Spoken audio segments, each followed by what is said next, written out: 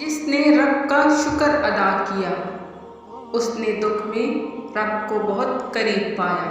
میری لاکھ برائیوں کو جانتے ہوئے بھی مجھ سے بے انتہا محبت کرنے والا صرف میرا اللہ ہے۔ نا امید شخص ہر اچھا موقع بھی گنوا دیتا ہے اور پر امید شخص ہر پریشانی میں بھی موقع تلاش کر لیتا ہے۔ ممکن ناممکن تو ہماری سوچ ہے، اللہ کی ذات کے لیے سب ممکن ہے۔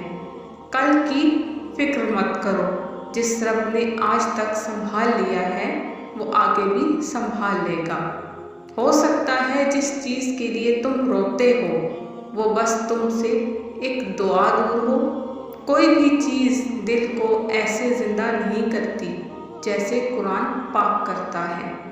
اگر اللہ تمہیں وہاں تک نہیں لے کر گیا جہاں تم جانا چاہتے تھے تو یقین رکھو بہتر ہوگی وہ جگہ جہاں وہ تمہیں اپنی مرضی سے لے جائے گا۔ زندگی جن زخموں سے بھری پڑی ہے ان زخموں کا علاج صرف سجدے میں موجود ہے۔ قرآن پاک کی خوبصورتی یہ ہے کہ آپ اس کے پیغام کو بدل نہیں سکتے، ہاں مگر وہ آپ کو بدل سکتا ہے۔ جو کسی کا برا نہیں چاہتے ان کے ساتھ کوئی برا نہیں کر سکتا، یہ میرے رب کا وعدہ ہے۔ جس کے ہاتھ میں قرآن ہو، زبان پر اللہ کا کلام ہو، نہ وہ دل بے سکون ہو سکتا ہے نہ وہ ہاتھ خالی ہو سکتا ہے۔ اچھا ساتھی وہ ہے جسے دیکھنا تمہیں خدا کی یاد میں مصروف کر دے، جس کی گفتگو سے تمہارے علم میں اضافہ کرے اور جس کا علم آخرت کی یاد دلائے۔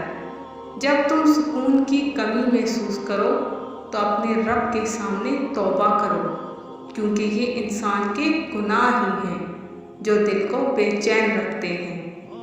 لوگ جتنا بھی دل دکھائیں یہ یاد رکھا کریں کہ جب اللہ کے بندے ہمیں توڑتے ہیں تو ان کا توڑنا ہمیں اللہ سے جوڑتا ہے۔